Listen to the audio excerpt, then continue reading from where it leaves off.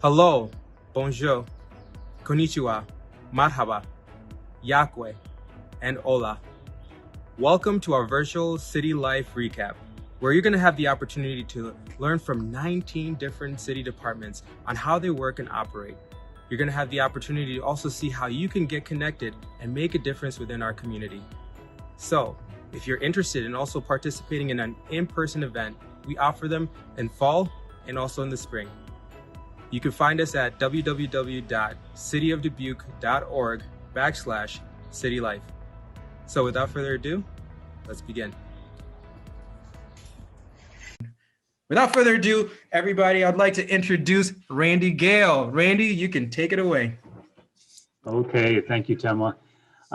First of all, just hi, everybody. Hello, Kenny, Gary, James, and Megan. Nice to see you and meet you. I'm going to be very informal tonight. I hope that's okay because it's a small group and I get tired of doing formal communications all day long. So it's nice to actually talk to some people instead of type at people for a while. And I'll try to follow the suggested format, Temwa, so feel free to corral me a little bit. And please raise your hands or just interrupt me if you have questions as we go along. I see Alec is joining as well. So I was asked to start out with a 2-minute introduction of myself. So I have been with the city now as public information officer since January of 2005, so 16 and a half years. Before I joined the city, I'll go back. Let's start from the beginning. Long ago, in a town not so far away. I grew up in Dubuque County. I went to high school in Cascade, Iowa. I grew up on a farm between here and there. After high school, I went to the University of Northern Iowa and got my undergrad in communication. And then I went and worked at a small liberal arts college in Northwest Iowa as their marketing and PR person for a couple years. Then went back to college to grad school full-time for a year, was a teaching assistant at UNI, and then I saw an opportunity at Clark University. At the time, it was Clark College here in Dubuque, and saw it as an opportunity to get back to the area. And so I worked at Clark College for 7 years as their executive director of marketing and communication. Enjoyed my time there, but after 7 years was looking for a change. So I actually went into publishing, worked at McGraw-Hill for about 2 years and decided it wasn't the change I wanted. But at that time, I got a call from Susan Guiazda, who was the public information officer with the city at that time. And I'd worked with her. She'd been a journalist at the Telegraph Herald for a number of years before that. So she told me that she was accepting the public information officer job at the city of Ames, Iowa, her hometown. And she encouraged me to apply. And I looked into it, and the more I thought about it, the more I thought it was a perfect fit for me because what appealed to me about doing communications in marketing for a local government is the accountability and the transparency. I did work in the private sector for a while, and it's not like I had to deal with any huge, well, that's not true either. I was gonna say, it wasn't like I had to deal with any huge scandals, but that first college I worked under 3 presidents in less than 2 years, and the school was placed on academic probation while I was there. So there were some controversies there. But the difference between the public and private sector is, in local government, everything we do is public. People can submit Freedom of Information Act requests to get every email I've ever sent, all those kind of things. And it wasn't, I viewed this job as not so much marketing or advertising, but informing the public, telling people about services and programs that are available to them. And that's how I summarize what the Public Information Office does. I say that we promote city services and programs and facilitate transparency. And that's the shortest description I can break it down into. We kind of serve as an in-house marketing firm for all the city departments and divisions. So I've been with the city in this position for 16 years. A lot has changed in that time. Social media happened when I started with the city, and when we were, that was just, I'm trying to think. In my field, it used to be that media were the gatekeepers of information. When I got out of college, there were there were not that, I mean, social media didn't exist yet. Email was still a big thing. Cell phones didn't exist yet, or a few cell phones did, I guess, but not smartphones, obviously. So the main way we got information out was to send out media releases to the media, and then they sent it out to their audiences.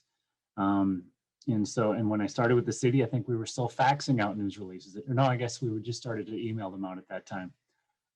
So wow, has a lot changed, and not all for the better, I would say. In some ways it is better. There's some aspects that are better, but not everything is. So, and that's what I want to talk to you folks about when we can just have a conversation a little bit, but I know I have to get through a few more things on my checklist here, so Temwa doesn't get mad at me, right?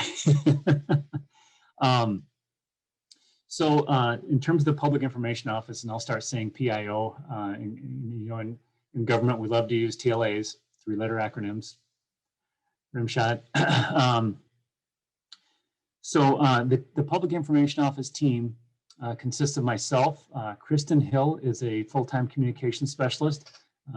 She works a lot on has worked a lot on stormwater management. She started when we began the B Branch project. Kelly Buchanau is a part-time communications specialist.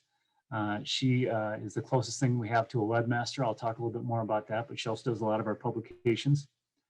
Trevor Fannin is a communications assistant. He's been with us a little over a year. The poor guy started about a month before we went into lockdown and had to work from home. So he's been a trooper though, but he helps out a lot with our social media channels. Eric Moeller is the video producer. In what used to be our cable TV division, it's now part of the Public Information Office. We just kind of combined those things because there was we had the cable TV coordinator retired last April, and we haven't filled it yet, but we just advertised it over the weekend. So if you know anybody who would make a good multimedia specialist for the city of Dubuque, please encourage them to apply. We work with an awesome team of people. And then I also supervise our GIS office, which is 2 people, and GIS is Geographic Information Systems. So there's kind of a connection there with public information, and it's a long story, but they're part of the PIO as well. And to expand upon that one sentence explanation of what the Public Information Office does, I break it down into 5 major categories: publications and graphic design. Pretty much every major publication print publication that comes from the city was developed by our staff. That's the city newsletter that's in your hard copies of the utility bill every other month. There's usually an insert in those mailed bills. When there's not a newsletter, we usually design those for departments. We do a magazine usually once or twice a year, depending upon what's going on, that gets mailed to every household in the city. And then graphic design, we help a lot of departments with projects that they may need, whether it's a logo for something, a poster or a flyer, brochure, or graphics for their web pages. So that was one. The second one is social media and multimedia content. So we have, the formal city organization has a Facebook page, a Twitter account, LinkedIn account, YouTube channel, Instagram account. Am I covering them all? I think so. My office manages those. We also have over a dozen other Facebook pages and a few extra Twitter accounts for different departments that wanted to have their own presence on social media. The multimedia content that's kind of a catch-all for videos that we produce. We operate City Channel Dubuque, which is our local government access channel on the Mediacom cable system. We actually have 2 channels. One is City Channel Dubuque and one is City Channel Graphics, which just is like a bulletin board with announcements. And the audio is actually the National Weather Service broadcasting. But City Channel Dubuque is where we air our city council meetings live and rebroadcast them. Zoning commissions are also broadcast live there. And we make lots of programs about city service and programs that run on that channel as well. And that channel, yes, James, thank you. First question, you win a prize. Samuel, get the man a prize. Oh, you need to unmute, sorry. We are recently moved here. Okay. That's why we're sitting in on this to learn where we moved. We have no antenna TV. We have no satellite TV. We get our TV through the internet. How do I get to those channels? Great question. We stream City Channel Dubuque on the city website. If you go to cityofdubuque.org, Okay. oh, look at this. Okay, got it. It streams live on this page. And I will give a quick disclaimer. Last night we had an issue. It's been an ongoing issue occasionally where the audio is not working on the live stream. But we are working to get that addressed. In fact, it may have been addressed since this call started, where Information Services was helping out with it. A lot of our programs are, let's see, Tim, if you could scroll down a little bit. Oh, go up a little bit, sorry. All the way up, actually. Okay, and let me see here. Live TV over there, yeah, program guide, live TV is the live stream. Videos, all of the programs we produce, as well as all the meetings are archived here. So if you wanted to watch a city council meeting from 5 years ago, you can go on here and find it. And our YouTube channel, we don't stream to that currently. We post a lot of the programs we produce there. We're looking into streaming through YouTube. We'll get there in the next 6 months, I hope. And we also do stream our city council meetings live on our Facebook page. So we're trying to meet people where they are. So that's a great question. Thanks for asking that, James. Let's see, other multimedia content is, of course, just as I mentioned, the videos that we produce or animations for our social media channels or platforms. The third major area is website management. We have a huge website, and that's not always a good thing. We went through a redesign last summer. We launched the redesigned site last June. There's just a ton of information on our website, partly because this goes back to that facilitating transparency goal that I mentioned. All of our city council meetings are available there. As I said, all of our city council agendas going back to the early 1900s, I think. There's a way you can get to them.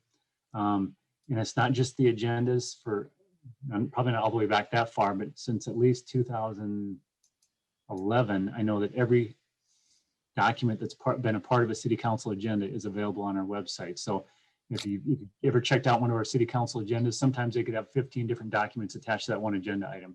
You can access that all through our website. And with those city council meetings, those agendas are posted the Friday before a meeting. So any citizen can go there and see exactly what city council is looking at as they consider what they're going to do with items at that following Monday's city council meeting. In terms of how we handle website management, we recently shifted that a little bit. For a lot of years, we tried to get every department to manage their own content on their website, and public information office staff would help them with special projects.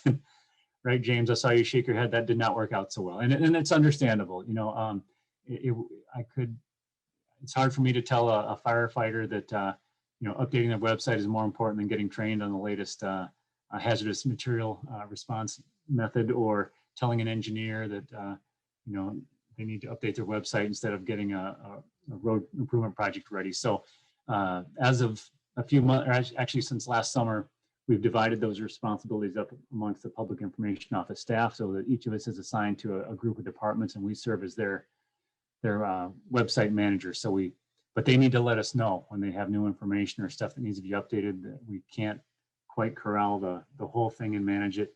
But what I do tell residents is to check out our website, please. Most folks visit our website for transactional reasons.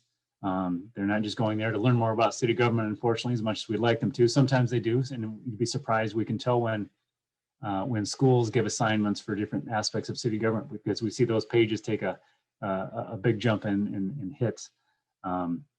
But a lot of people come to the website to pay a utility bill, pay a parking fee, or a parking ticket. Unfortunately, not always good things to do that make you feel good about visiting the site. But they also go there to find information about getting a building permit, or you know, they need to report a concern. Our website does have a citizen support center where you can go to submit. Boy, I forget how many. We're probably over 400 different service request types on there now. Everything from reporting a bad smell in your neighborhood, yes, that is an option, to a dead animal in the street, or a pothole that you think should be repaired, or a problem with the sidewalk, a street sign that needs to be repaired. Again, we're just trying to make it as convenient as possible for citizens to report those things when it's not during normal business hours. We have an app, MyDBQ, that you can download to your smartphone that has those service requests on it. And when you submit a service request through the app or the website, that goes directly to the staff person that's responsible for that request. So it doesn't go to a distribution center or somewhere and people get to it eventually. It gets assigned to that department and that staff, and they have a, try not to use the acronym, a service level agreement about how soon they should respond to that type of request. You know, it may be 24 hours for something. Boy, right on cue, Temla. It may be 24 hours for some issues. It may be 7 days for others if it requires an inspection, things like that. So we try to make the website a one-stop shop for all that stuff. So that was website management. Media relations and crisis communication / incident management. That has been my life for the last 14 months. And I'm keeping an eye on the clock here, Tim, so I don't go overboard on this particular topic. But with the pandemic, in Dubuque County, there is a Dubuque County Public Health Incident Management Team that is coordinating our countywide response to the pandemic. And that includes staff from the County Health Department, which is a staff of 2.4 people, combined with the city's public health specialist from our health department, the emergency management coordinator for the county, the head of the Visiting Nurse Association. So those 4 people represent the county, the city, emergency management. They're coordinating our countywide response. And Dubuque County, our county government, does not have a communications or public information department or staff person. So I was drafted last March to serve as the PIO for the County Public Health Incident Management Team. So I've been doing daily COVID-19 updates, if any of you have seen those, since last March 19th, I think. 7 days a week pretty much since then, a couple of days. I had staff do them for me 3 or 4 days, I think, since then. And I'm getting tired of doing them as people are getting tired of reading them, I'm sure. But, you know, the incident has evolved, obviously, and incident management is not something new for public information, obviously.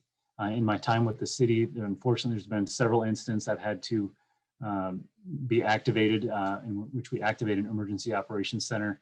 The biggest one I can think of since before this was the flash flooding we had in 2011, I think, the one when we had 14 inches of rain in 24 hours and some major damage throughout the city. It's a role I'm familiar with, but I never expected to be doing crisis communications for 14 months straight as a marathon instead of, usually it's a sprint. You know, we're responding to an incident and then it shifts right into recovery in a pretty short amount of time. Yeah, there we go. I took some of those videos. But I just want to talk for a few minutes about the pandemic response. So, you know, initially it was letting people know, hey, COVID is here. Here's what you need to do to avoid getting it or spreading it.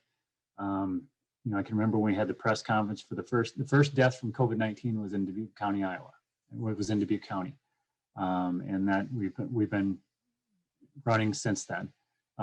Recently, we've shifted, not so recently, I guess, but you know, as vaccines have become available, we've shifted from really focusing more on the spread, which thankfully has gone down. We're not experiencing a surge now, nothing like we did in November. So we're really now just focused on getting the word out about vaccinations. You've probably seen some of the promotions we've done in the last week or so about the walk-in clinics that started today, actually. The first one was today, and there's 3 more this week where people don't have to have an appointment. That I can say that has been the greatest challenge of my career. And I turned 50 a couple months ago. I've been doing this stuff my whole life, and this has been the greatest challenge. I think it's not just the fact that it's a pandemic, but the amount of disinformation and misinformation that has been out there related to this topic. So it's been a real challenge. And right now we're just, and again, not to get on a soapbox, but over my career, things have really changed. You know, media fragmentation, people get their news from lots of different places, or they don't get their news. They get it from a kind of a vacuum. I apologize about that. Okay. Yeah, and so Tim now is showing our COVID-19 page, and we developed the Sleeves Up campaign. Hopefully you're familiar with that brand. You're starting to see it around the community. We have billboards going up. They've been doing print ads, and radio spots started last weekend. We're doing social media promotions, just trying to make sure, one, that people are aware that anyone 16 or older can get vaccinated, and telling them how they can get vaccinated.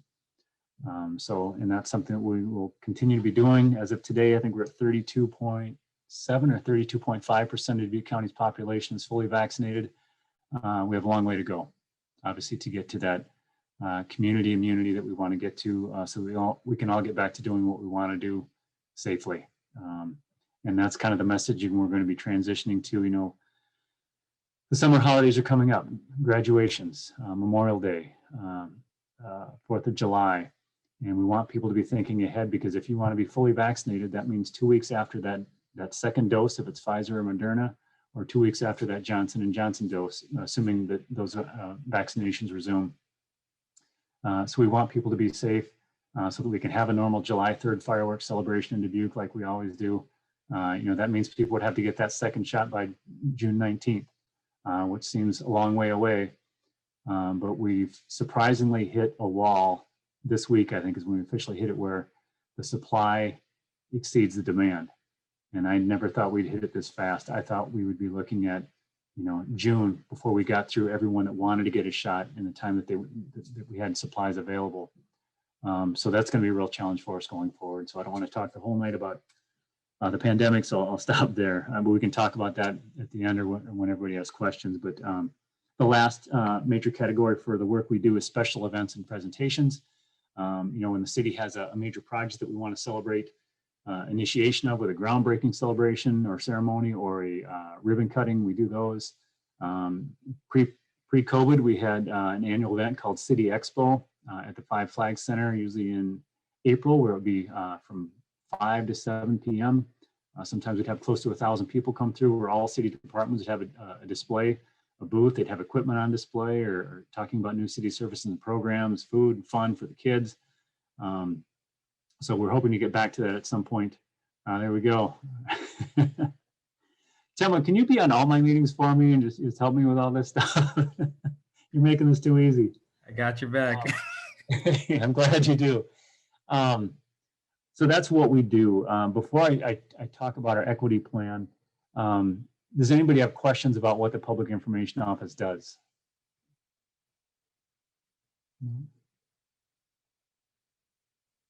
Okay. So our equity plan, I won't spend a lot of time on that.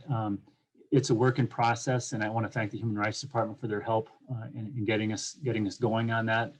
It's a team effort. We have people on my team are on the Equity Communications Committee, and they keep us grounded on what we should be doing. But in terms of the work that the Public Information Office does, one of the biggest things is we try to make our publications and our digital content representative of our community. You know, we try to be very deliberate about the images we use, the people we feature, but it also extends to how we get information to people. You know, it's a challenging time, because we need to meet people where they are. And unlike some organizations who can talk about a target market that is very defined, you know, 18 to 34-year-olds with an income of this to this to this, they can target their message. You know, we serve everybody who lives within the city limits of Dubuque, and some stakeholders who live outside the city, who may own property in Dubuque, or business owners. So we need to communicate with people who still prefer to get that printed publication in their mailed utility bill once a month, and those people may want to come down to City Hall to pay that bill every month. So there's that end of the continuum, and the other end of the continuum is someone who wants to only interact with the city through their smartphone, and not just only through their smartphone, but only through the app that they want to use, their app of choice, you know, or their platform of choice.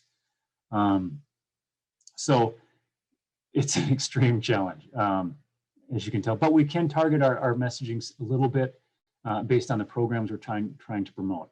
It depends. We have a wide variety of services and programs. Some are tailored for specific segments of the community, so we're able to do that some ways. But a lot of what we do is very kind of general approach. We're just covering all those bases and hoping that we get through to people. Let's see. We also more and more are translating our material, our content into minimally Spanish and Marshallese. And again, the Human Rights Department is a big help to us there in being the liaison with some of our interpreters. That is a challenge for us with printing. How we decide our newsletter still only goes out in English in our mailing that goes to, our utility bills are mailed to almost 23,000 people every month. But then we try to provide critical information available in Spanish and Marshallese. A lot of times that means, when we do a publication, if it's going to be translated, that means we're not doing one publication, we're doing 3. Because as that content comes back, that changes the layout of a publication and the graphic design and things. We're glad to do it though.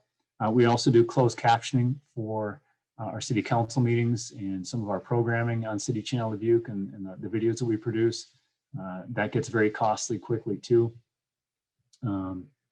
We also, the other aspect of our equity plan is ADA compliance in terms of our website, especially how our digital content is displayed to make sure it's accessible to everyone. And that's an ongoing challenge too. So I'm showing about 10 or 15 minutes left, right, Temwa? And I'm going to check the list, see how I'm doing on going through stuff here.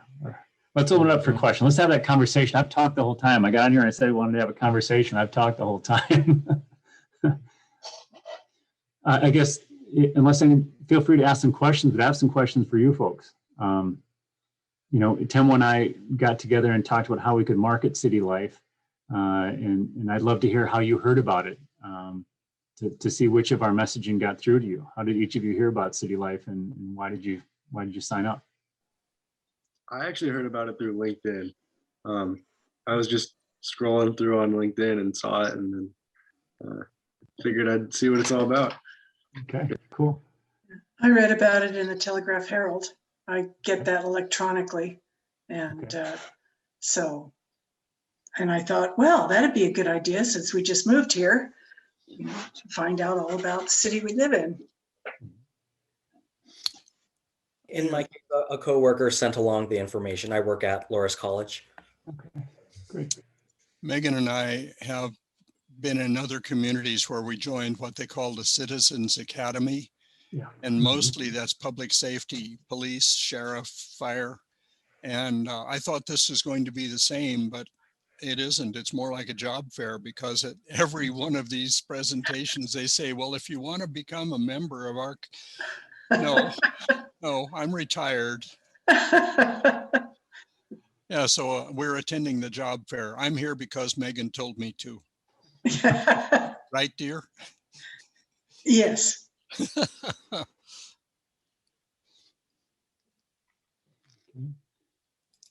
Gary, I've seen your name on a few emails, I think, with the Winter Arts program. So I'm sorry we're meeting this way. And usually I'm more involved in those Winter Arts planning sessions, but COVID didn't care about that this year. So no, we're all doing the best we can to get the word out. And to that point, I heard about this through a city email. Okay, great. Well, it's interesting to see no two people, except maybe James and Megan, mentioned the same source. So Temwa, we're hitting. Well, yeah, that's right. I forgot. Megan told me I should do this. Yeah. Okay. What do you have any suggestions for us in terms of how we can better communicate with residents? Because that's one of my biggest frustrations, is that we're pushing out all this information, and I know that's not always the best communication model. We try to be two-way as often as we can, but for instance, with the walk-in vaccination clinics, we did print ads, radio ads, social media promotions, billboards. I say TV spots, but those are only running on City Channel Dubuque, and I know that's not a destination channel for everyone. You don't get rush home and turn on your local government access channel. We're more of a have to be scrolling through channels and oh, this looks interesting, or oh my God, that looks boring. But any suggestions for how we can better connect with residents? Well, I commend your present plans because they are comprehensive. This is interactive, and I find it's readily available. So I commend what you've started with, but I also commend looking to improve it. Got no suggestion there. I just think you have a good start. Thank you. No, I'm not going to join your department. I'm not even soliciting people for a commission, and I do actually staff we have a cable TV commission that I inherited when our cable TV coordinator retired last year. But yeah, Tim was just showing our Imagine Dubuque. Is that Imagine Dubuque? Yeah, Imagine Dubuque plan is an example of some of the stuff we do. I think lost my train of thought there, but that that's not surprising after the day I had today. More questions or suggestions for things? What I was going to say is, I think, as James mentioned, the information is available. That's our minimum goal, is to make sure information is available for people who look for it. Again, that's going back to that transparency. You know, because in the staff I work with, as I mentioned when we started, they've been with the organization for a range from me at 16 years to Trevor, who's a little over a year, and then Kristen and Kelly are kind of in the middle. And you know, when sometimes we just sit around and talk about stuff, they always say, you know, until I started working for the city, I had no idea about local government. You know, and that's, like I said, that's going back to those transactions. Local government in a lot of ways is transactional. You know, people don't really care about their property taxes until they go up or until that bill is due. They don't care about a parking ticket until they get one. They don't care about right-of-way management until there's a pothole in your street, or your neighbor dumps garbage in the street, or your neighbor is violating a parking ordinance. So, you know, we try to be there when people are ready to engage with us. But events or programs like this give us a chance to get feedback from people who are interested in being engaged. So my hat is off to you for making this investment. I know it's a lot of time, and thank you for doing that. And even if you think of stuff after tonight, feel free to reach out to me through Tema or directly. My email address is RG. I'll put it in the chat. I can do that, Tema. Well, I think one of the best things you guys have done so far is, or at least as far as I can see, is I follow like people my age, and just I see a lot of posts on social media. Like I follow City of Dubuque on Facebook. I follow them on LinkedIn, which is how I found this, and I follow them. I mean, it's just all of your social media platforms for the City of Dubuque. They have all the information that you need, which is really, really nice. Thanks, Alec. And sometimes I worry that we put too much out, because, you know, we could post stuff every hour. Because when you think about it, that's what's the most interesting part about this job is, you know, working with 30 different departments and divisions. You know, in the morning we could be talking to an engineer about a huge infrastructure project that's going to impact the community for decades. You know, we worked on the Southwest Arterial doing monthly updates on that project for 2 years. The B Branch project, we did monthly video updates on that for 2 years, I think. I mean, those are transformational projects. So we could be working on that at 9 o'clock in the morning, and then 2 hours later working on a new grant program for low-income residents. A couple hours after that, there could be a dog bite, and the animal control department's trying to get the word out about a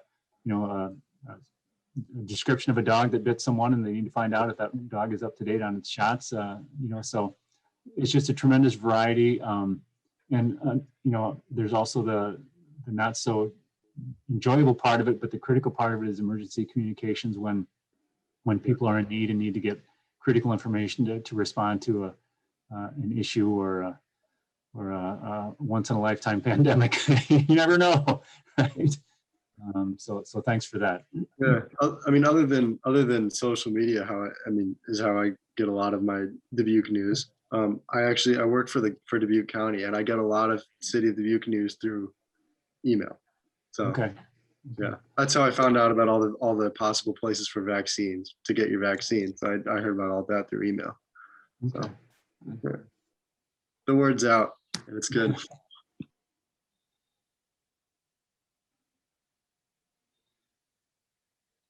Tell what have I not covered?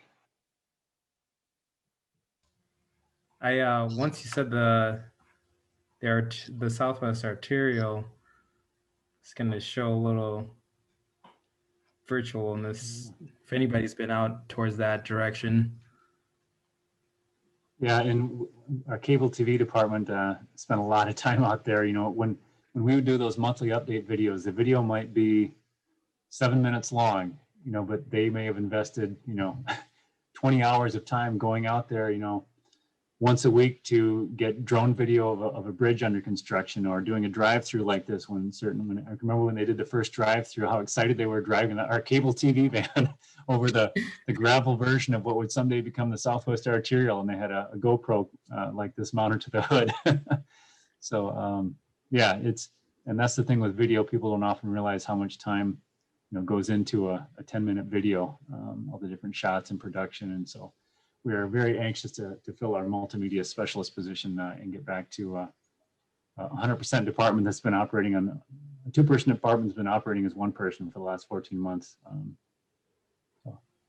Well, I know that James and I really appreciate that Southwest Arterial, because we have grandchildren and great-grandchildren both in Delmer and Davenport. And we're traveling on that Southwest Arterial a lot. Mm-hmm.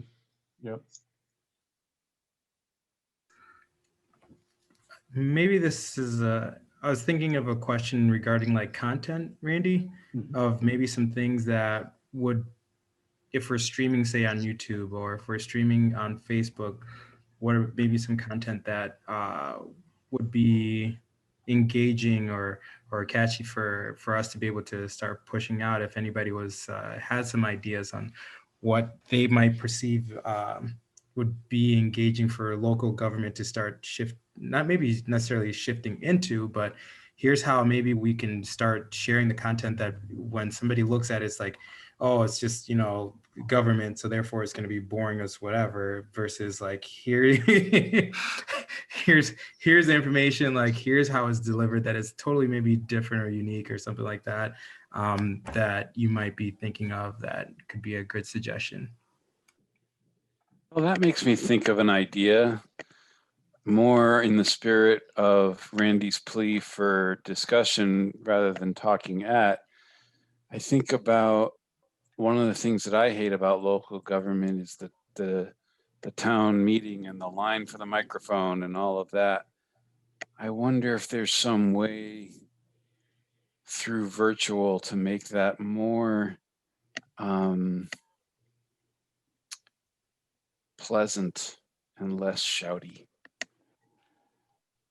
Yeah, that's a good point. And I know the city of Des Moines is dealing with some real issues related to that. I don't know if anyone's been following that down there, but their mayor was considering some limitations on public input at city council meetings, because some residents, and I think it was a small number, but people who came to every city council meeting or participated in every city council meeting frequently used profanity and shouted.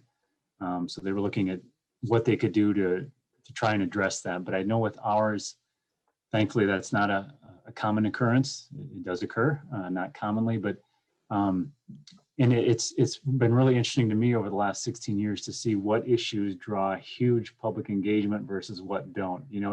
Our city budget, every year we really try to get people engaged to give us feedback as the budget's being developed, and we'll be adopting a $150 million annual operating budget, and no one will show up to say anything about it. Occasionally there's some feedback along the way if there's a increases involved, and that's very appropriate.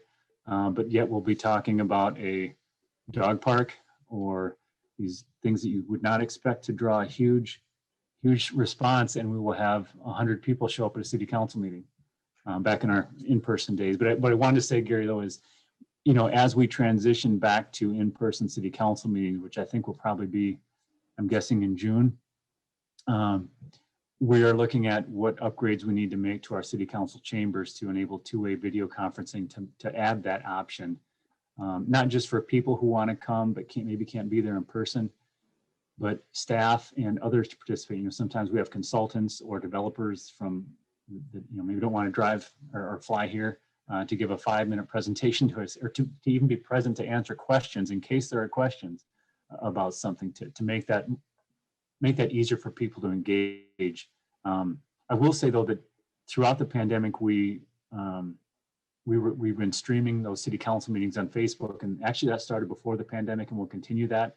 But during the pandemic, we began to accept public input for public hearings and in the public input section of the council meeting through Facebook. And actually, we discontinued that with the last meeting because there was very little participation. When there was participation, they chose not to give their real name or give their address, so that could not be shared. But another challenge with that was there's a delay between our live broadcast and the streaming on Facebook, and that we found that varied from meeting to meeting, so it was real hard to deal with that. But that's an area that we're working on. In fact, I got an email this morning from the vendor that we're gonna try to work on that on. So it's a very timely thought. So thank you.